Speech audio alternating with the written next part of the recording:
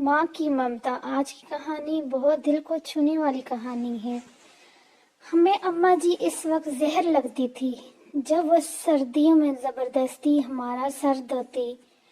Leaks Capri ریسکونا کسی نے دیکھا تھے کھجوری مارکا صابن سے کپڑے بھی دھلتے تھے اور سر بھی آنکھوں میں صابن کانٹے کی طرح چبھتا اور کان اماں کی ڈانٹ سے لال ہو جاتے۔ ہمارا ذرا سی شرارت پر اماں آگ بگولا ہو جاتی اور کپڑے دھونے والا ڈنڈا اٹھا لیتی جسے ہم ڈمنی کہتے تھے، لیکن نعرہ کبھی نہیں۔ کبھی عین وقت پر دادی جان نے بچا لیا تو کبھی بابا نے اور کبھی ہم ہی بھاگ لیے۔ گاؤں کی رونقوں سے دور عین فصلوں کے بیچ ہمارا ڈیرا تھا۔ ڈیرے سے بنگنڈیاں پکڑ کر گاؤں جانا اماں کا سب سے بڑا شاپنگ ٹور ہوا کرتا تھا، اور اس ٹور سے محروم رہ جانا ہماری سب سے بڑی بدنصیبی۔ اگر کبھی اماں اکیلے گاؤں سے چلی جاتی تو واپسی پر ہمیں مرنڈے سے بہلانے کی کوشش کرتی۔ پہلے ہم تو ننھے ہاتھوں سے اماں جی کو مارتے، ان کا دوپٹہ کھینچتے، پھر ان کی گود میں سر رکھ کر منہ پھاڑ پھاڑ کر روتے۔ کبھی اماں گاؤں ساتھ لے جاتی تو ہم اچھلتے کودتے خوشی خوشی ان کے پیچھے پیچھے بھاگتے۔ شام گئے جب گاؤں سے واپسی ہوتی تو ہم بہت روتے، ہمیں گاؤں اچھا لگتا تھا۔ ماں ہم گاؤں میں کب رہیں گے؟ میرے سوال پر اماں وہی گھسا پٹا جواب دیتی، جب تو بڑا ہوگا، نوکری کرے گا، بہت سے پیسے آئیں گے، تیری شادی ہوگی، وغیرہ وغیرہ۔ یوں ہم ماں بیٹا باتیں کرتے کرتے تاریخ ڈیرے پر آ کر پہنچتے۔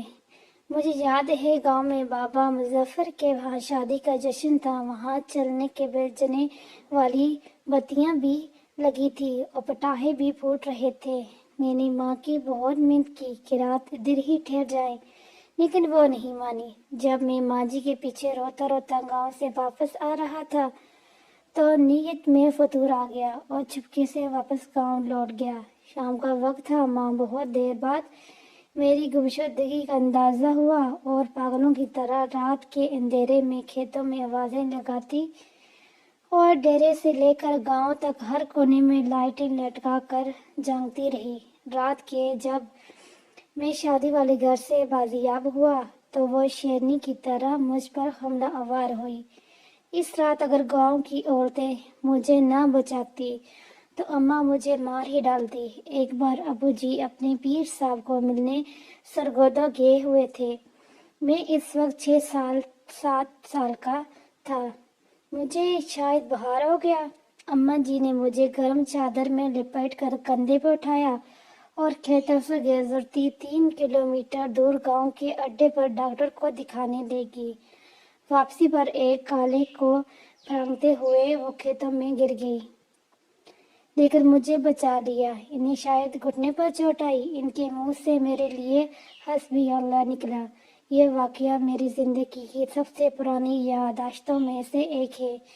یقیناً وہ بڑی ہمت والی خاتون تھی اور آخر سانسیں تک محنت مشقت کی چکی پیستی رہی۔ پھر جانے کب میں بڑا ہو گیا اور اماں سے بہت دور چلا گیا۔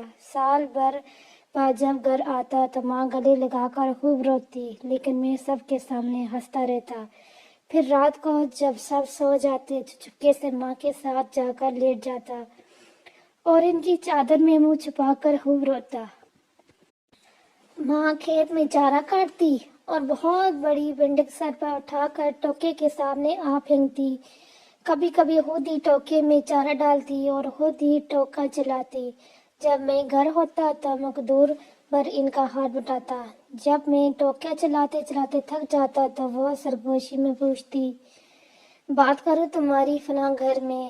وہ جانتی تھی کہ میں پیدائشی ہی عاشق ہوں اور ایسی باتوں سے میری بیٹری فل چارج ہو جاتی ہے۔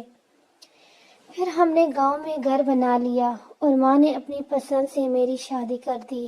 میں فیملی لے کر شہر چلا آیا اور ماں نے گاؤں میں اپنی الگ دنیا بسا لی۔ وہ میرے پہلے بیٹے کی پیدائش پر شہر بھی آئی۔ میں نے انہیں سمندر کی سیل بھی کروائی۔ کلفٹن کی ساحل پر چائے پیتے ہوئے انہوں نے کہا، اس سمندر سے تو ہمیں ڈیرے کا شہر زیادہ خوبصورت لگتا ہے۔ ماں بیمار ہوئی تو میں چھٹی پر ہی تھا۔ انہیں کئی دن تک بسکٹ پان کھلا کر سمجھاتا رہا کہ معمولی پیٹ کا درد ہے، جلد فرق ہو جائے گا۔ پھر درد بڑھا تو شہر کے بڑے اسپتال لے گیا، جہاں ڈاکٹر نے بتایا کہ جگر کا کینسر آخری سٹیج پر ہے۔ خون کی فوری ضرورت محسوس ہوئی تو میں نے خود بلڈ بینک بیل پر لے جا کر لیٹ گیا۔ ماں کو پتہ چلا تو اس نے دکھ سے دیکھ کر اتنا ہی کہا، کیوں دیا خون، خرید لاتے کہیں سے، پاگل کہیں کا، میں بمشکل اتنا کہہ سکا، اماں خون کی چند بوندوں سے تو وہ قرض بھی ادا نہیں ہو سکا جو آپ مجھے اٹھا کر گاؤں ڈاکٹر کے پاس لے کر گئی تھی، اور واپسی پر خالہ پلنگتے ہوئے گر گئی تھی، وہ کھکھلا کر ہنسی تو میں نے کہا، اماں مجھے معاف کر دینا، میں تیری خدمت نہ کر سکا۔ میرا خیال ہے کہ میں نے شاید ہی اپنی ماں کی خدمت کی ہوگی، وقت ہی نہیں ملا، لیکن وہ بہت فراخ دل تھی۔ بستر مرگ پر بھی جب بار بار میں اپنی کوتاہیوں کی ان سے معافی طلب کر رہا تھا تو کہنے لگی، میں راضی ہوں بیٹا، کاہے کو بار بار معافی مانگتا ہے۔ ماں نے میرے سامنے دم توڑا، لیکن میں رویا نہیں۔ دوسرے دن سر بھاری ہونے لگا تو قبرستان چلا گیا اور قبر پہ بیٹھ کر منہ پھاڑ پھاڑ کر رویا۔ ماں سے بچھڑے مدت ہو گئی، اب تو یقین بھی نہیں آتا کہ ماں کبھی اس دنیا میں تھی بھی کہ نہیں۔ آج بیت اللہ کا طواف کرتے ہوئے پٹھانوں اور سوڈانیوں کے ہاتھوں فٹ بال بنتا بنتا جانے کیسے دیوار کعبہ سے جا ٹکرایا، یوں لگا جیسے مدتوں بعد پھر ایک بار ماں کی گود میں پہنچ گیا ہوں۔ وہی سکون جو ماں کی گود میں آتا تھا، وہی اپنائیت، وہی محبت جس سے میں خوف کا عنصر بھی شامل تھا، اس بار منہ پھاڑ کر نہیں، داڑیں مار مار کر رویا۔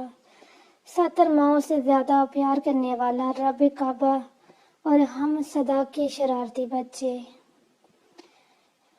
کمنٹس کر کے ضرور بتائیے گا آج کی یہ تحریر آپ کو کیسی لگی۔ اللہ حافظ۔